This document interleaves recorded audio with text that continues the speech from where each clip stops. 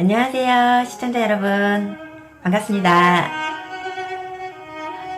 지난주는 제가 책 읽는 게 너무 즐겁고, 왜 즐거운지에 대해서 얘기를 하게 되었는데요. 오늘은 지난주에 이어서 계속 읽었던 책 3권 중에 한 권을 계속 소개해드리고 싶습니다. 기대해주세요. 네, 제가 이번에 소개해드릴 책은 며느리를 그만두는 날이라는 책이고요. 일본 작가 가키야 미유의 장편소설입니다. 그리고 고성미 씨가 옮긴 책이고요. 요즘에 사후 이혼이라는 이슈가 일본에서도 한창이라고 하는데요. 그에 대한 소재를 다루고 있는데 특이한 장편소설이라고 생각이 들고, 제가 장편소설은 재작년쯤에 이 책을 접하게 되었고 이 장편소설을 읽었었는데요. 정말 이 의미를 여러가지 생각하면서 남다르게 읽었던 책이라 특별히 더욱 시청자 여러분께 소개해주고 싶었어요. 남편과 사별한 중년의 여자가 며느리가 아닌 나로 살기 위해서 여러가지 선택을 합니다. 그리고 중간중간 그 한 인물 간의 긴장감이 아주 잘 나타나 있는 소설책이에요. 제가 평소 서평을 많이 즐겨보고 있고 저 스스로도 서평을 많이 하려고 노력 중인데요. 마침 그때 더욱 이 책이 저에게 다가와서 남다르게 더욱 새롭게 작용했고요. 열심히 끝 페이지까지 잘 읽었던 기억이 있습니다. 그리고 제가 이거를 다시 한번 소개시켜 드리기 위해서 한 번 더 읽었고요. 2번 정도 읽고 나니까 처음 애매했던 여러가지 문장이라든지 일본 특유의 문화라든지 그런 사회성 같은 게 2번째 읽을 때 더욱 자세하게, 그리고 제가 알지 못하는 이웃 나라에 대해서도 더욱 잘 알게 되고요. 무엇보다 책을 통해서 그 한 나라의 인간 갖고 있는 생각이라든지, 그리고 이 책을 통해서 이 작가가 전달하고자 하는 의미를 더욱 알게 되어서 무척 정말 새롭고 즐거운 경험이었습니다.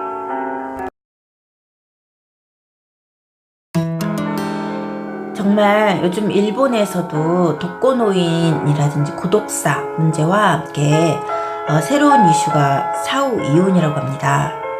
비단 일본뿐만 아니라 우리나라도 예외는 아닌 듯해요. 계속적으로 고령화 사회로 진입하고 있으니까요. 당장 우리나라만 해도 황혼 이혼이다, 조론이다 해서 사회적 현상으로 계속 떠오르고 있지 않습니까? 이 책을 읽으면서 책을 펼쳐봤을 때 그 문구가 눈에 띄었거든요. 당신은 죽었지만 이혼을 신청합니다. 작가 가키야 미유에 대해서 잠깐 소개를 해보려고 합니다. 1959년 일본 효고현에서 태어나 메이지 대학교 문학부를 졸업하고 소프트웨어 회사를 다니다 2005년 단편소설 토네이더 걸로 소설출이 신인상을 수상하며 데뷔하였다고 합니다. 그리고 참고로 고성미 옴기니는 사진작가이면서도 포토라이터로 활동 중입니다. 이 작가의 다수의 저서들을 봤을 때 결혼이나 고령화 또는 주택 노후화 등에 대한 사회 문제를 주로 잘 다루는 소설가로 알려져 있더라고요. 그리고 이 책은 특히 사후 이혼이라는 이슈에 대해서 중점적으로 잘 다루고 있습니다. 사후 이혼은 말 그대로 죽은 뒤에 이혼한다 라는 거죠. 아직까지는 사후 이혼은 정식 법률 용어는 아니지만 배우자가 사망한 후 그 친족과 인연을 끊고 싶거나 배우자와 같은 묘에 안치되고 싶지 않다고 생각하는 사람들 사이에서 사용되는 용어라고도 합니다.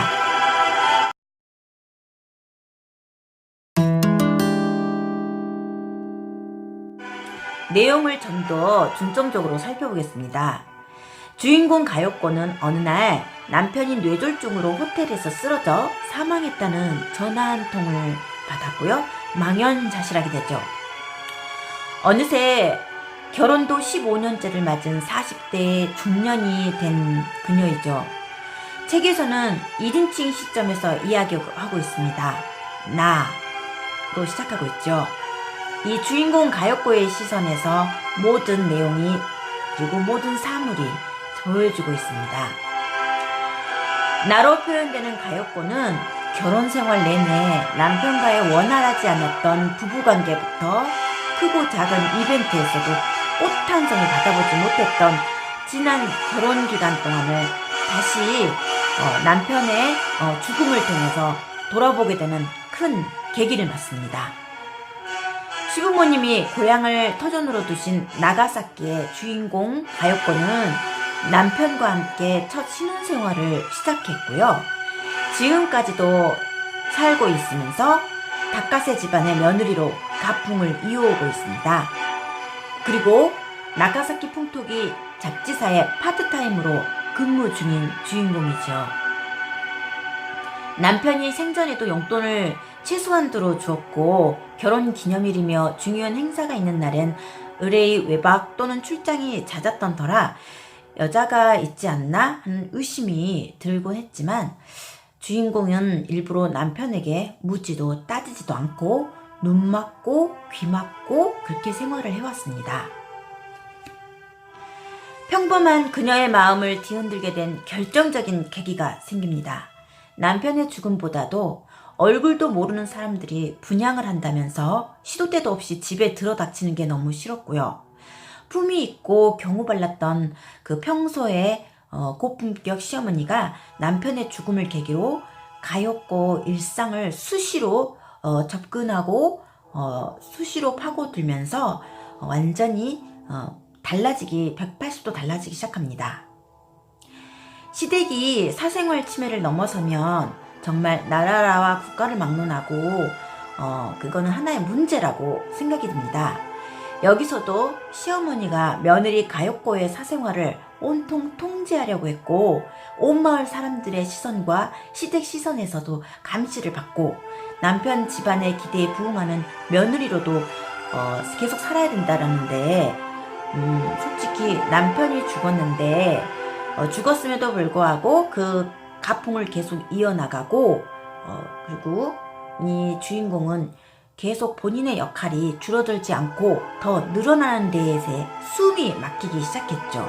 결국 고민 끝에 남편의 가족들과 관계를 정리하기로 마음먹습니다.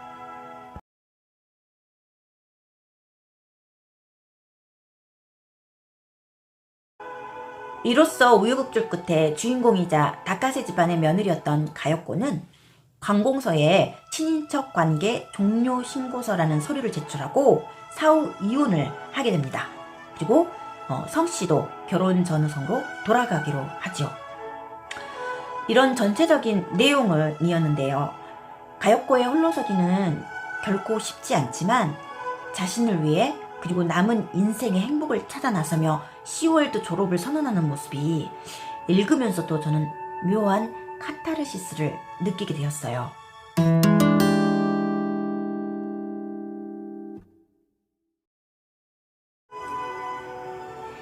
약한 자에게 마음이 쓰이는 인지상정에 불과한 것일까?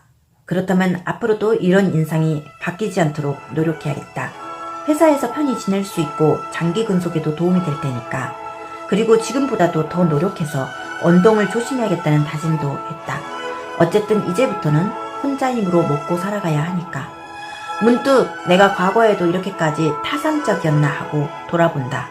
인간관계까지 계산해서 염두에 두다니. 아무튼 이제는 남편의 수입에만 기대어 살아온 여자가 아니었다는 것을 사람들에게 보여주고 싶은 마음이다. 남편과 사별한 그 중년의 여자가 며느리로 아닌 나 자신 오로지 나로 살기 위해서 사후 이혼을 감행하면서 독립의 길로 나서는 그 과정이 정말 청년 실업이라든지 결혼난, 고령화 등의 다양한 사회 문제와 뒤섞여서 현실적인 감각을 놓치지 않으면서도 인생을 바라보는 이런 작가의 그런 연민 어린 시선, 그리고 작가의 생각 등이 잘 담담하게 녹아들어 있는 것 같아요. 세상 돌아가는 이치라든지, 그리고 책 속의 또 다른 세계에 대한 여러 가지 희로애락을 간접을 체험을 하면서 한 인간으로서 나 자신의 성숙과 그리고 인격 재완성에 큰 디딤돌이 된다고 생각이 듭니다.